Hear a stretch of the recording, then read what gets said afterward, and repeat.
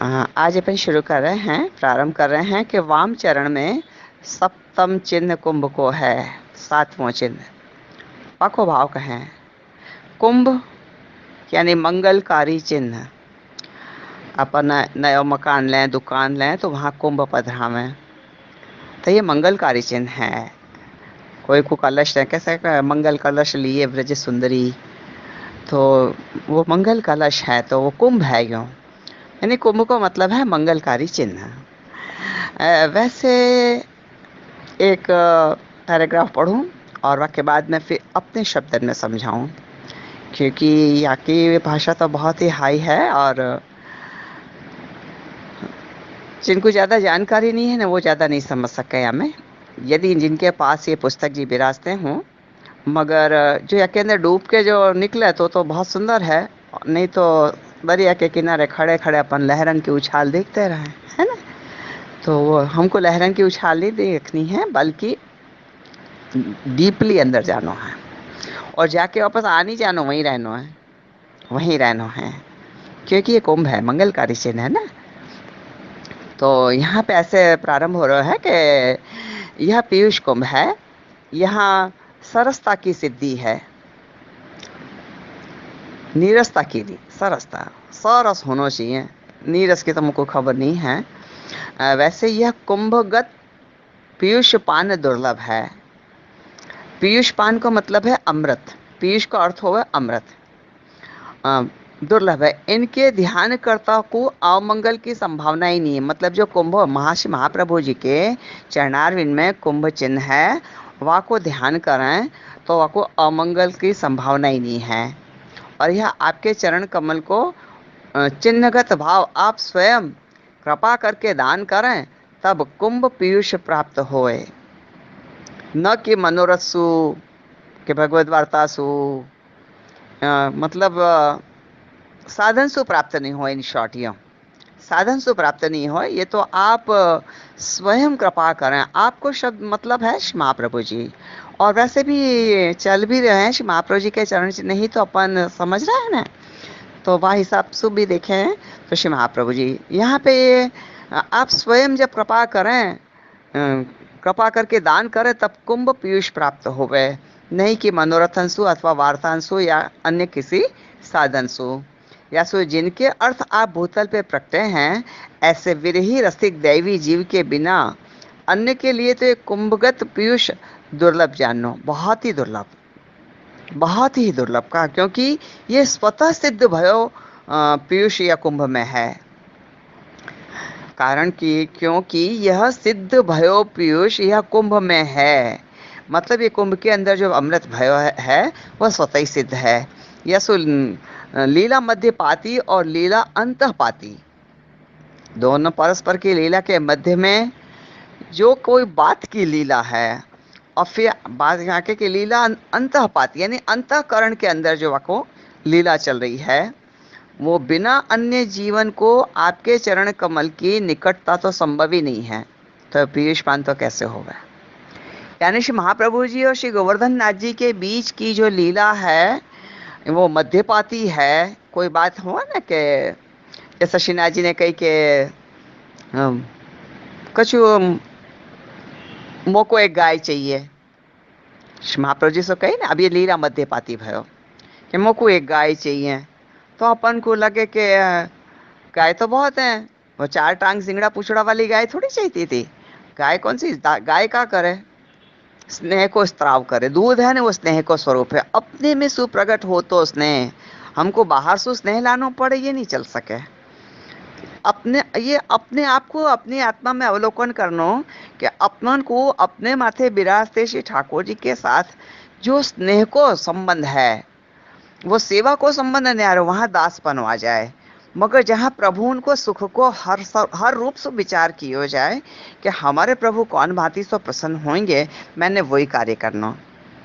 जैसे कि आपको बताओ ना कि जब मैं अहमदाबाद में थी तो 2.5 महीना वहाँ निकाले, तो सभी लोग अपने अपने काम पे चले गए, कोई नहीं होवे, और वो रिनोवेट हो रहा है तो मेरे तो बैठे ही रहना है ना।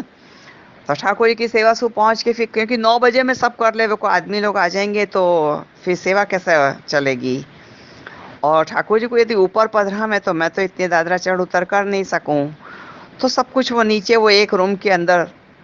तो वो 9 बजे में कहा कि ठाकुर जी को राजभोग करा दिए और अनुसर में पधरा दिए, और शाम की सेवा जब होएगी तो ये आदमी लोग जाएंगे, तो वो भीतर ही भीतर थोड़ा उत्थापन की सेवा को और सैन भोग की सामग्री रखी भई हो, तो वो भीतर ही भीतर ही हो, एक रूम के अंदर मैं और मेरे ठाकुर जी बंद, एक रूम के अंदर बंद हैं बस। और ये लोग सब जने जो शाम को आवे वाले हैं, जॉब से आएंगे तब बात, आदमी लोग आदमी को काम कर रहे हैं, और मैं क्या करूं, ताकि मैं वांचन करूं, और वाके बाद आप लोगों को वहां से सब ये महाप्रभु जी के चरण चिन्ह की भावना चल रही थी। तो ऐसी आनंद से चल रही थी कि वो 4300 के 4100 का जो नाम आयो, तत्सारभूत रासस्त्री भाव पूरित विग्रह, वाके बात तो मना ही हो गई कि नहीं।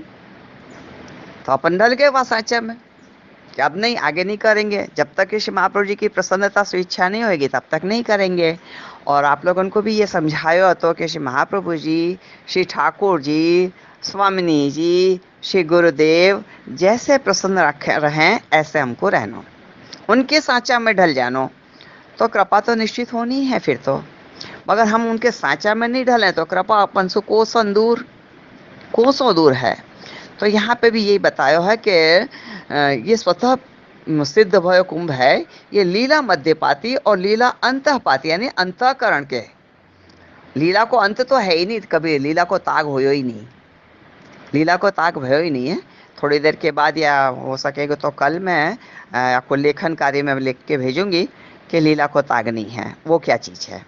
ताग यानी अंत, अंत नहीं है। ये हमारी ब्रजभाषा है ना, तो हमें ऐसा ताग, या को ताग नहीं है मतलब या को अंत नहीं है, वो फिर मैं थोड़ा लिख के भेजूंगी। लेकिन यहाँ पे तो है लीला मध्यपाती, जैसे श्रीनाथ जी ने श्री महाप्रभु जी से कही कि मुझको एक गाय चाहिए। अब वो गाय को संदर्भ लेके आपने क्या मांग की, वो तो मध्यपाती जाने, वो मध्यपाती जाने, या फिर लीला अंतपाती जाने। ऐसो ये लीला मध्यपाती और लीलांतपाती जन बिना यह जीव को आपके चरण कमल की निकटता भी संभव नहीं है। तुम लोग आके पैर के पास बैठ गए तो क्या ये निकट हो गए? नहीं, ये तो कहना कि पदार्थ वाइज है, तत्व वाइज नहीं है। अंतःकरण के निकट होवे तो वो निकट होवे, बाकी तो चरणारविंद के पास तो गए नहीं आके बैठ जाए लोग, तो कौन निकट थोड़ी हो गए। आके चरण चंपी कर जाएं या क्या दें वो पॉइंट, हाँ एक्यूप्रेशर के पॉइंट दें, तो वो कोई निकट थोड़ी हो गए। ठीक है, थोड़ी सी देर के लिए, मगर न तो वो लीला मध्यपाती भय, न लीला अंतःपाती भय। तो निकटता ही संभव नहीं है, तो पीछ तो कैसे संभव है। तो ये एक पैराग्राफ तो हो गया। और अब मैं को अपने शब्दन में कहूँगी, क्योंकि पिछले क्लिप के अंदर अमृत बीज, अग्नि बीज इत्यादि आयो। अब यहाँ बीज तो है नहीं, मगर फिर भी कैसे होगो वो देखें, ठीक है ना। तो यहाँ पीयूष यानी अमृत, अमृत बीज बो दियो कमल में, क्योंकि अपन जब कमल चिन्ह अपना चल रहे हो तो ना, तो वहाँ में ही अग्नि बीज और कमल भी, मतलब वो अग्नि बीज और अमृत बीज बो दियो कमल में। अब जहाँ बोयो है तो वहाँ से आयो कहाँ पे, तो क्या अब ये कुंभ में आयो। कुंभ तो रसू भर्यो है, यानी कि जल सु भर्यो है। कमल कहाँ हो में? जल में।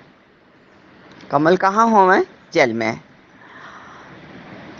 कमल में अमृत बीज बो दियो, अग्नि बीज संग संग है, यानी ताप।